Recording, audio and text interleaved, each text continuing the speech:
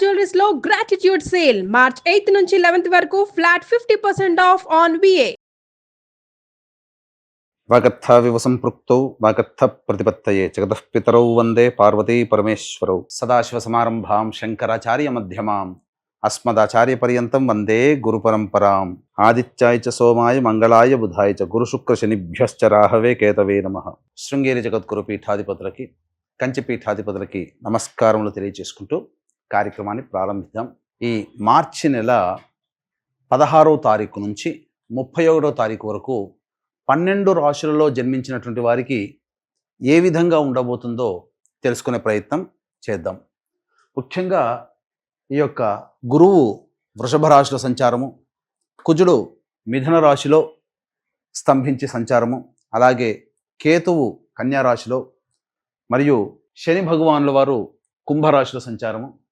ఇక 12వ రాశి అయినటువంటి మీనరాశిలో శుక్రుడు, రాహువు, రవి, బుధుని యొక్క సంచార ప్రభావం వెరసి ఈ 12 రాశుల మీద ఈ నవగ్రహాల యొక్క ప్రభావం ఏ విధంగా ఉండబోతుంది, అలాగే మనము దైనందినటువంటి జీవితంలో భాగంగా 16వ తారీఖు నుంచి 31వ తారీఖు వరకు మంచి రోజులు ఏంటి, చెడ్డ రోజులు ఏంటి, ఏ రోజుల్లో ఖర్చు ఎక్కువగా ఉంటుంది, ఏ రోజుల్లో ఆదాయం ఎక్కువగా ఉంటుంది, ఏ రోజుల్లో అనుకున్నటువంటి పనులు పూర్తి చేసుకోగలుగుతారనే విషయాల గురించి క్లుప్తంగా తెలియజేసే ప్రయత్నం చేస్తాను.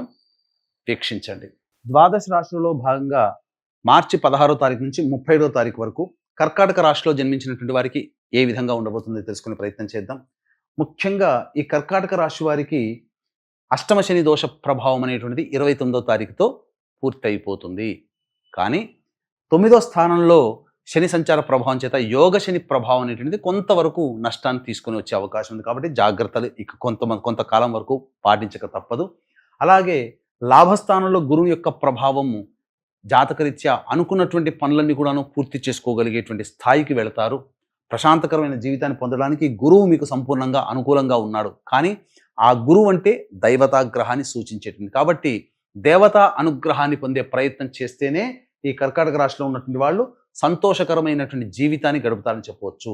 12వ స్థానంలో కుజుడు స్తంభించి ఉన్నటువంటి ఈ కారణం చేత ప్రధానంగా ఈ కర్కాటక రాశిలో జన్మించినటువంటి వారికి అనవసరమైనటువంటి ఖర్చులు పెరుగుతాయి, భయాందోళనలు ఎక్కువగా ఉంటాయి. ఏదో జరగబోతుంది, ఏదో అవుతుందనేటువంటి ఒక భయమే తప్ప ఏమీ జరగదు.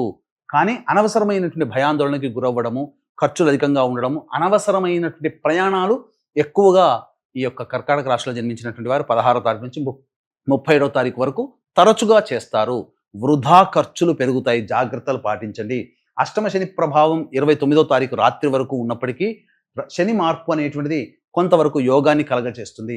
అంతేకాకుండా భాగ్యస్థానంలో శుక్రుడు, రవి, బుధుడు, రాహు ఈ కొన్ని గ్రహాల కారణం చేత మీకు ప్రధానంగా, అంతేకాకుండా సూర్యగ్రహణ ప్రభావము మరియు షష్టగ్రహ కూటమి ప్రభావం భాగ్యస్థానంలో ఉండడం, ఈ కారణం చేత శని కూడా మార్పు చెందుతున్నటువంటి కారణం చేత ముఖ్యంగా అదృష్టం అనేటువంటిది దగ్గర దాకా వచ్చి వెనక్కి వెళ్ళిపోవడం, అన్ని అవకాశాలు వస్తున్నట్టుగానే వస్తుంటాయి, వెనక్కి వెళ్ళిపోతుంటాయి.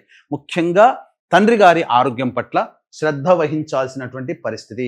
అంతేకాకుండా ప్రధానంగా న్యాయ సంబంధమైనటువంటి విషయాల్లో మీకు అనుకూలంగా ఉన్నట్టు అనిపిస్తుంది, కానీ ప్రతికూలంగా మారే సంఘటనలు ఉంటాయి. అంతేకాకుండా విదేశీ విద్య, విదేశీయానానికి సంబంధించి చేయ ప్రయత్నాలు మాత్రం కొంతవరకు విద్యార్థులకి కలిసి వస్తాయని చెప్పవచ్చు. వివాహపరమైనటువంటి ప్రయత్నాల్లో ఉన్నటువంటి వాళ్ళకి కొంత సదవకాశము అని చెప్పవచ్చు. సంతానపరంగా చూసుకున్నట్లయితే ప్రధానంగా కొంత సమయం వేచి చూడక తప్పదు. ఉగాది తర్వాత సంతానం కోసం ప్రయత్నం చేసినట్లయితే తప్పకుండా సంతానవంతులు అవుతారని చెప్పవచ్చు. అయితే 16 నుంచి 31వ తారీఖు వరకు రోజువారీ కార్యక్రమాల భాగంగా ఏ విధంగా ఉండబోతుందో తెలుసుకునే ముందు ఈ యొక్క కర్కాటక రాశిలో జన్మించినటువంటి వారికి ప్రధానంగా ఈ షష్టగ్రహ కూటమి మరియు సూర్యగ్రహణము, శని మార్పు కూడా ఉన్నటువంటి కారణం చేత కొంత ఇబ్బందికర పరిస్థితులు. వీటితో పాటుగా మేషము, మిథునం, కర్కాటకం, సింహం, కన్య, వృశ్చికం, ధనుస్సు, కుంభ, మీన రాశిలో జన్మించినటువంటి వారికి దోష నివారణార్థమై సర్వదోష నివారణ పూజలు, హోమాలలో భాగంగా 29వ తారీఖు రోజున సాయంకాలం 6 గంటల తర్వాత, అమావాస్య సందర్భంగా 6 గంటల తర్వాత ప్రత్యంగిర, బగళాముఖి, వారాహి, రాజశ్యామల, ధూమవతి హోమాలతో పాటు విద్య, వివాహ, ఉద్యోగ, దాంపత్య, అనారోగ్య సమస్యల నివారణకి హోమాది కార్యక్రమాలు అనేటువంటివి చేయించడం జరుగుతుంది. 29వ తారీఖు సాయంత్రం 5 గంటల లోపల మీ గోత్రనామాలు నమోదు చేసుకోవచ్చు.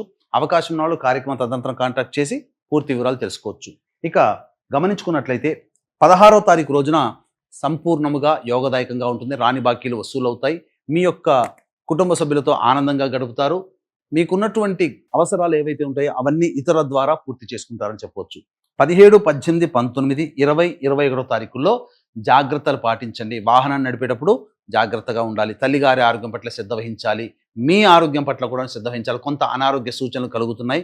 అలాగే ఇంట్లో చికాకుగా ఉండడము, ఎక్కువగా బయటనే గడపాల్సినటువంటి పరిస్థితి రావడము, గృహోపకరణాలు, వాహన మరమ్మతులకి ఖర్చులు కూడా అధికంగా ఉంటాయని చెప్పవచ్చు. ఇక గమనించుకున్నట్లయితే 22, 23, 24, 25, 26 ఈ 5 రోజులలో మీకు సంపూర్ణంగా అనుకూలంగా ఉండేటువంటి సమయం. ఖర్చులన్నీ కూడాను ఎంత ఉన్నా ఖర్చుకు మించిన ఆదాయం లభించడం, రాని బాకీలు వసూలవుతాయి, ఆనందంగా గడుపుతారు. కుటుంబ సభ్యులలో ఉన్నటువంటి పొరపచ్చాలు తొలగిపోతాయి. ఇతరులు మీకు సహాయ సహకారాలు అందించడం ద్వారా మీకున్నటువంటి సమస్యల్ని పరిష్కరించుకుంటారని చెప్పవచ్చు. 27, 28 తారీఖుల్లో మీ ఆరోగ్యం పట్ల శ్రద్ధ వహించాల్సినటువంటి పరిస్థితి. ప్రశాంతత లేని జీవితాన్ని గడుపుతారు. ఖర్చులు కూడా అధికంగా ఉంటాయి. ఏ పని చేయాలన్నా ఆసక్తిగా ఉండనటువంటి పరిస్థితి. 29, 30 తారీఖులో కనుక చూసుకున్నట్లయితే సంతానం మూలకంగా ఖర్చులు, సమస్యలు పెరుగుతాయి. సంతానంతో విభేదాలు పెరుగుతాయి. కాబట్టి లౌక్యంతో వ్యవహరించండి. ఏది ఏమైనప్పటికీ సంతానం గురించి ఎక్కువగా విచారిస్తారు. వారికి జీవితం ఎలా బాగు చేయాలనే ఆలోచనలో 29, 30 తారీఖులో నిమగ్నమై ఉంటారు. అన్ని అవకాశాలు కూడా దగ్గర దాకా వచ్చి వెనక్కి వెళ్ళిపోతాయి ఈ 2 రోజులు. కాబట్టి మేజర్ సంఘటనలు మీరు ముట్టుకోకుండా ఉండడమే మంచిది. 31వ తారీఖు రోజున కనుక చూసుకున్నట్లయితే వృత్తి ఉద్యోగాల్లో మార్పులు అనేటివి కలుగుతాయి. ఆనందంగా ఉంటారు. సంతోషకరమైనటువంటి వార్తలు వింటారు. ముఖ్యంగా ధనపరమైనటువంటి సమస్యలని కూడా పూర్తి చేసుకుంటారు. కాబట్టి జాగ్రత్త పడండి. కర్కాటక రాశి వారికి సమయము మిశ్రమమైనటువంటి ఫలితాలు ఇచ్చే విధంగా ఉన్నాయి. కాబట్టి దేవతా అనుగ్రహాన్ని పొందే ప్రయత్నం చేయండి. అవకాశం ఉంటే 29వ తారీఖు రోజున జరిగేటువంటి కార్యక్రమంలో నమోదు చేసుకునే ప్రయత్నం చేస్తూ, మీకేమైనా సందేహాలు కనుక అనగా జాతకపరంగా ఏమైనా సందేహాలు కనుక ఉన్నట్లయితే కార్యక్రమం తదనంతరం కాంటాక్ట్ చేసి పూర్తి వివరాలు తెలుసుకోవచ్చు. సర్వం శ్రీ ఉమామహేశ్వర పరబ్రహ్మార్పణమస్తు.